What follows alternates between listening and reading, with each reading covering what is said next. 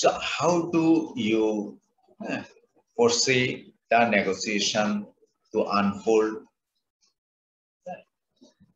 Because we are now on the road to Sharm el-Sheikh, COP27. We had made some progress at Glasgow and have Glasgow Climate Pact, but there are a lot of things moved forward to Sharm el-Sheikh at COP27, and some agenda items have further moved to Dubai, COP28, and some other agenda items to COP29 in Eastern Europe. So many of the agenda items couldn't be, say, negotiated fully and effectively at Glasgow. So those leftover agenda items, now we need to sort out and have a consensus around, so that, say, Sharm el-Sheikh, COP27 and COP28 in UAE, and then COP29 at Eastern Europe will be successful.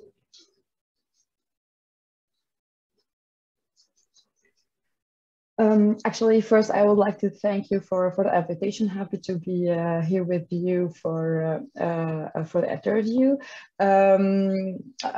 We as climate change young climate negotiators in the Tunisian official delegation, we may say that we are more than happy that the COP is back to the African continent after the COP22 in Marrakesh.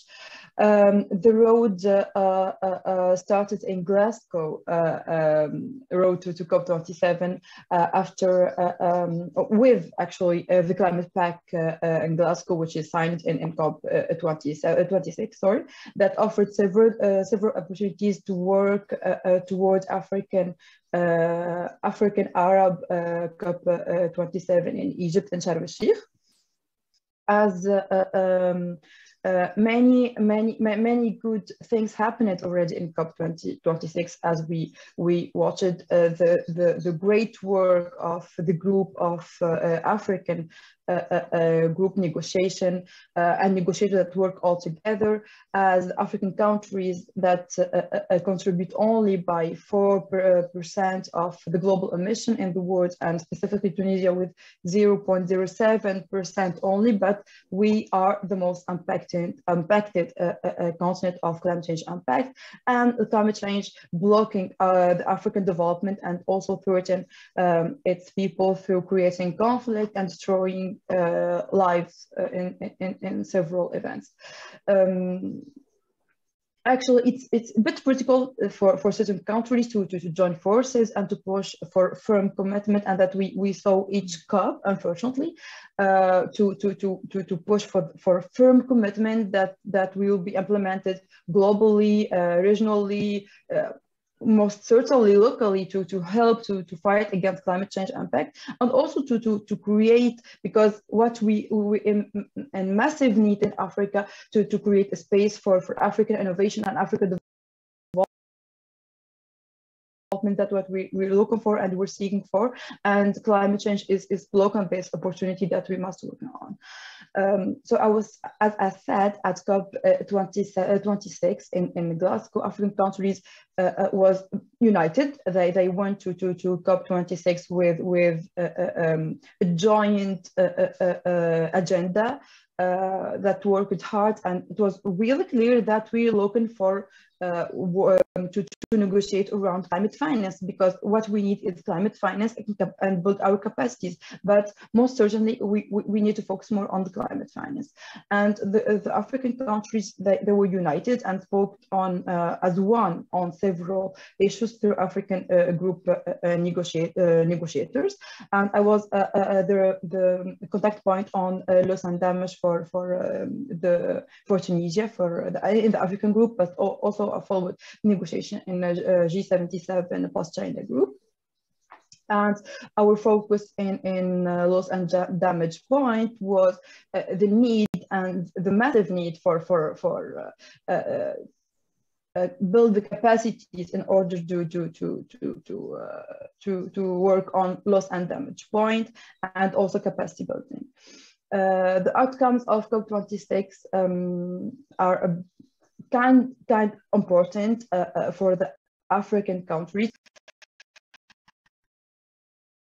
that need to work on more and harder in COP 2027, as it's an opportunity that COP is an African continent that need to focus on the point that matter the most for the African groups as one position for the whole continent.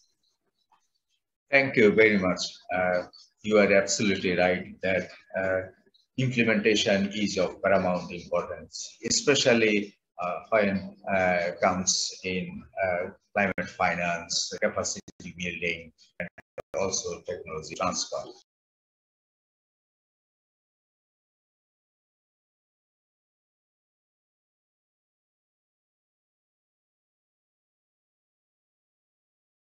So those are also important. And of course, adaptation, mitigation, and loss and damage.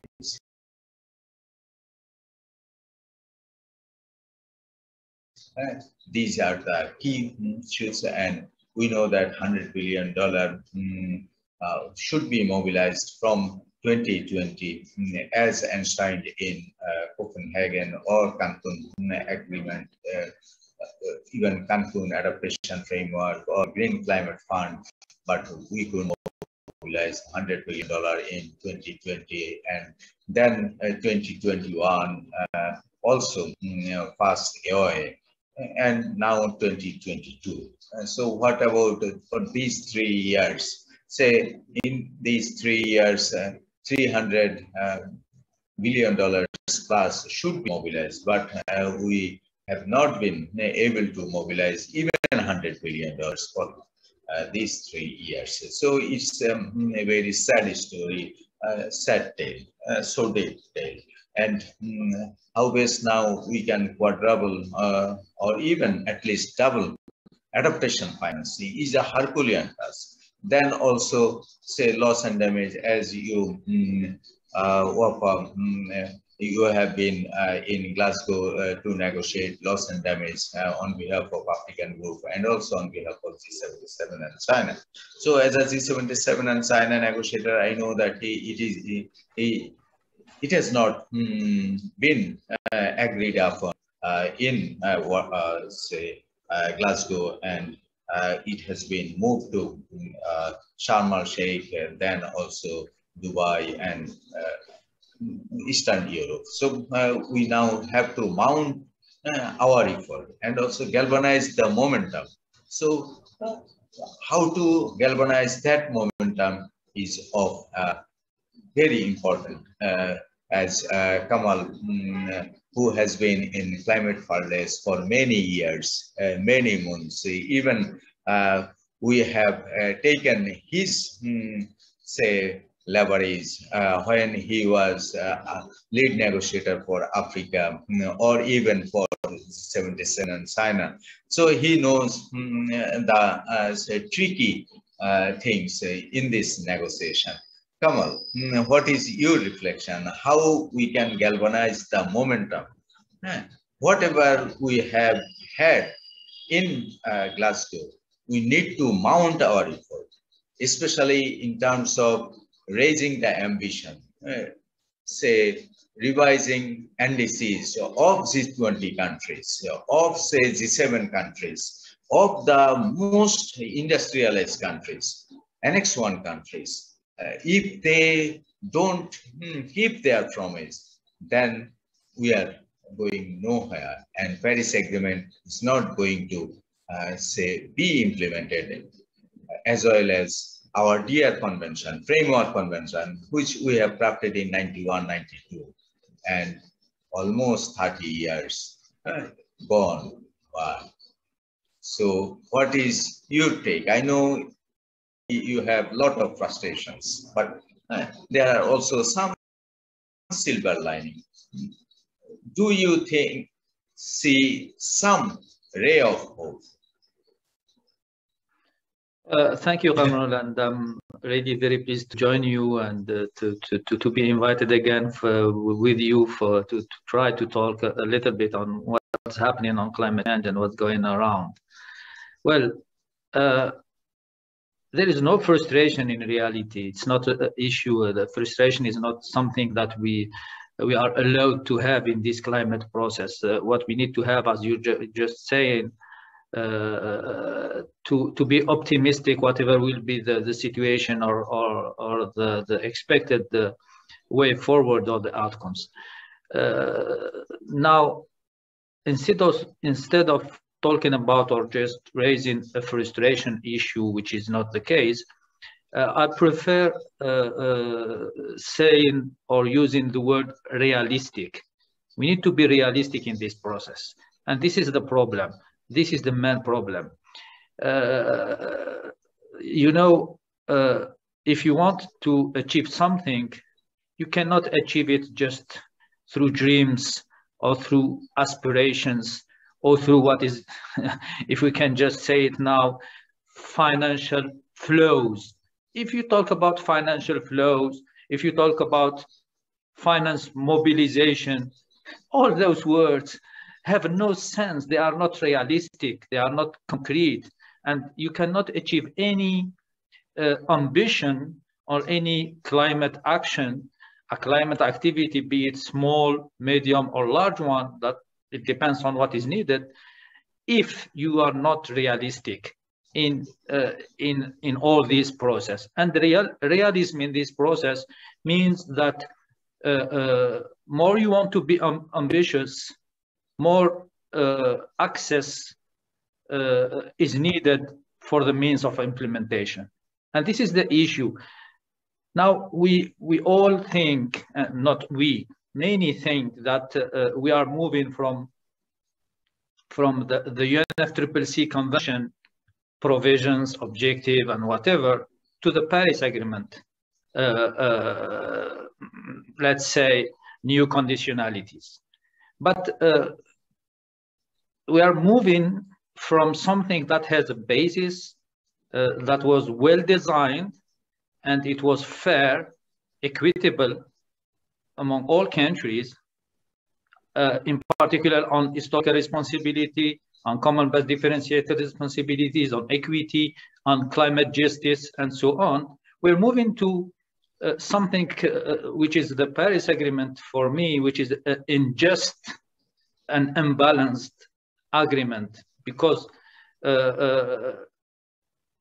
reality tells us that you cannot achieve something or have an ambition on, for example, mitigation of GHGs when you were not responsible of those emissions. You are not historically responsible. You are now pushed to be more ambitious and to participate to the global effort with all this ambition. However, if you just assess or just see what are your real emissions and what you emitted as a country, your historic emissions, for example, the last 30 or 40 years, you see that the ambitions that is required from you is something that is unbalanced, that is unfair. This is if we talk about the ambition without conditional or unconditional situation, which means with or without means of an implementation, with or without finance, technology, and capacity building.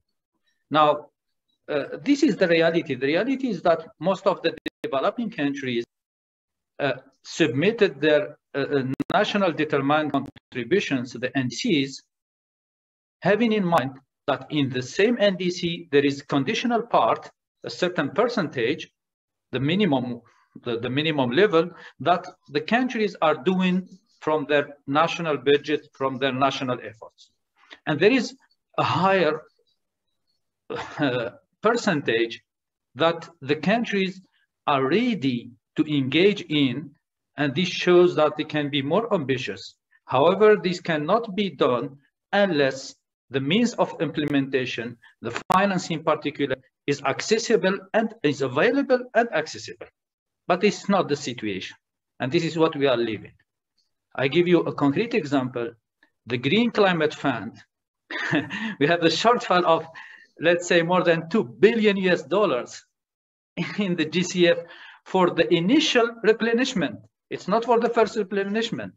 And since 2015 to today, 7 years, the GCF was not able to make accessible and available more than 10 billion for 133 eligible developing countries. 10 billion. Yeah. Sorry for this pessimistic note, but it's the reality. It's not pessimistic and it's not frustration. Thank you very much, Kamal, for sharing your take, and I echo all the points you have already raised. Kathy Young, what is your perspective, the perspective of the youth?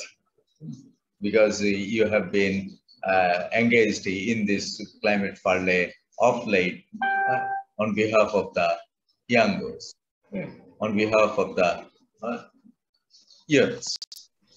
So what is your perspective? How do you see? Yeah, thanks, Quamrul. And of course, here in a personal capacity, although I guess you probably have seen me representing a few constituencies.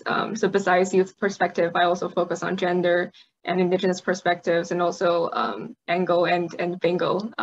So yeah, I think personally, of course, talking about Sharm el-Sheikh, the first topics came into mind, just like Wafa mentioned, is adaptation, resilience, loss and damage, and also about finance. Quamrul probably heard me saying this again and again about $100 billion, about 50% on adaptation in so many statements, interventions, submissions, but also really looking at the discussion recently. I feel like I've heard many discussions on loss and damage from civil society stakeholders, from observers, about where the Santiago network will land, who will host it, where the money comes from, and how the structure might look like, and also especially the importance of having loss and damage needs assessments similar to TNAs, and also that how much we can learn from the forming of CTCN back in 2012 or earlier. So I think that's really something important about loss and damage, and I guess personally I'm quite interested about as well. And on adaptation, I think on adaptation finance is quite interesting that AF, from a youth perspective, finally is preparing to launch a youth indicator. So I guess we'll be just really interested in seeing how they actually integrate youth in their projects, and also how they include youth in the evaluation and implementation of those projects. And yeah, just so many topics came into mind. I'm definitely looking forward to the upcoming AC and XCOM and other meetings to see what's the latest I guess mold, and also especially that I guess many constituted bodies are having quite some new members joining. So I think we'll be interested in hearing the new members' opinions, and also I guess two items that I'm personally really interested in. One is the leftover item from Glasgow on technology, is the technology mechanism and financial mechanism linkages. I think that has been such an interesting and a bit lengthy item, but hopefully we can wrap up successfully in Bonn. And also because this year personally is the year for the midterm review of the Gender Action Plan, so I'm really looking forward to that. Yeah.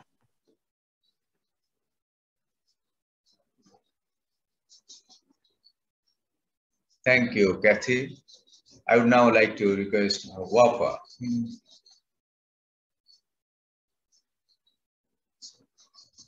Say, what is the way forward? Wafa. Sorry, what is? The way forward. How do you foresee Sharm el-Sheikh can be ready to crack all the hard nuts? Yes, so far we have plugged the low-hanging fruits, but at Arab African COP27, how best we can plug the hard nuts. Crack the hard nuts. Okay, so the outcomes of the COP26 are particular, as I said, important. I'm going to mention the important outcomes for the African countries, and that should be focused on, and for the advocacy also, and the policy effort leading up to the road to COP27. There are mainly three major topics, which are to increase the climate funding and transparency, a carbon market, of course, and loss and damage. So to follow up on the point that I do follow with the work of the Tunisian delegation on loss and damage as climate reparation of impacted communities, the loss and damage as a debatable point for continuous 2 years before the COP26, and after the COP26, it opened the door for the commitment in this area. But African countries and commitment that are being ravaged by climate change right now, that need more than few words or informal engagement. We are facing climate change right now. We're not talking about threats that we're going to face in the future. It's happening right now. Climate change is drought through floods and through extreme weathers.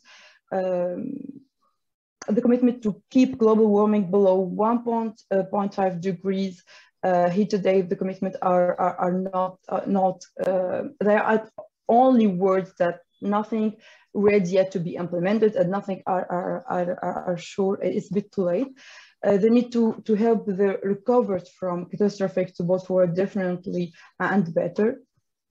As been mentioned already, the loss and damage in developed countries are estimated from 15 billion in 2022 to between $300 billion by 2023, which is a huge challenge that we are going to face, mainly as the African continent is facing. And it's even almost estimated as 1.67 trillion by 2050 dollars. So the countries, they must work together and develop ambitious, but not only talking about commitment, joint commitment only, but a way to implement that. I do appreciate the position of the African group during and after the COP 2026. They went to COP 26 with a clear position that what most important for the group is the climate finance for adaptation, really focused. And I think the same position will work in the favor of the group, even for the COP27 and the COP28.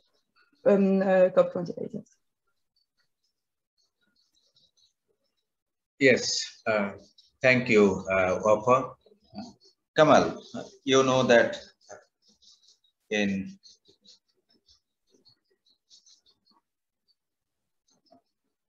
say climate risks are accelerating with temperature rise, and our efforts to adapt to risk are not enough right now.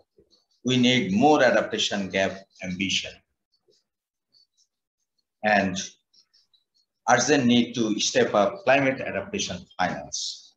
Adaptation costs in developing countries are 5 to 10 times greater than current public adaptation finance flows, as you have already flagged in. Even direct access is a question. Predictable finance. We do that so that these finance, natural forces can essentially new serve us. And additional finance over and above ODA are essential. But whatever we have seen flowing are not new and additional, are old wine in a new bottle. Whatever, trickle down.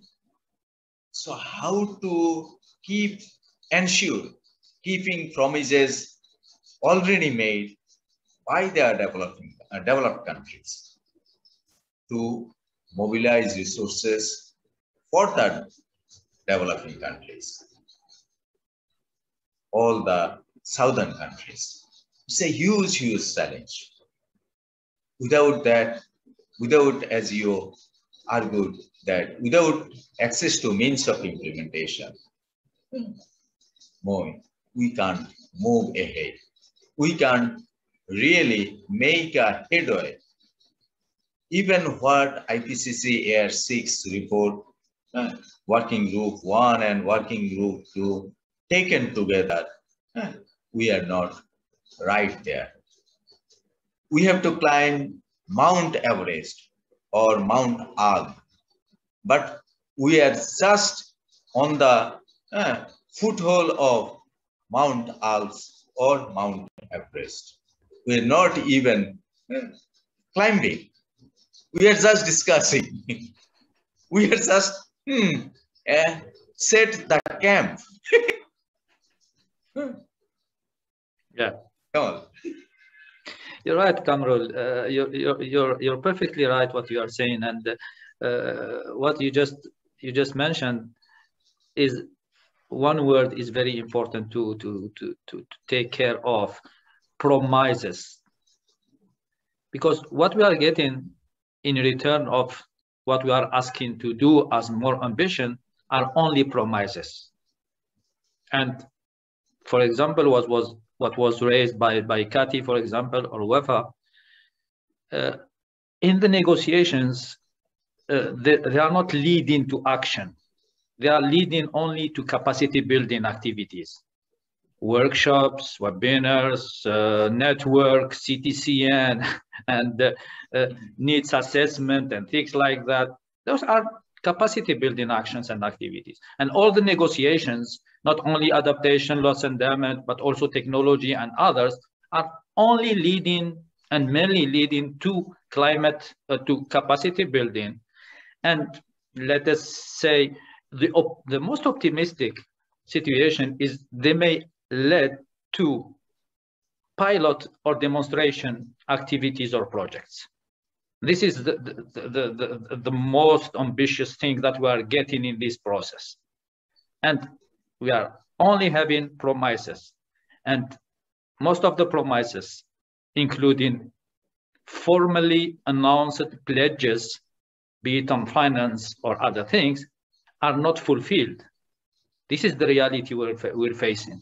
And this is why we are not able to have or to implement concrete and ambitious climate actions in the developing world.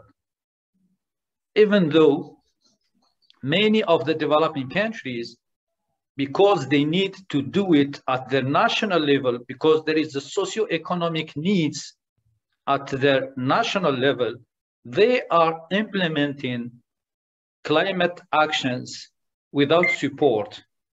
And because, as you mentioned, there is a huge adaptation needs, there is a loss and damage issues that need to be faced, there is emergencies and things like that. This is the reality. And just one issue, for example, on loss and damage. We are not, as developing countries, in particular LDC states and Africa, we are not really negotiating or following the right way on the loss and damage. Loss and damage, if you keep it as it is now,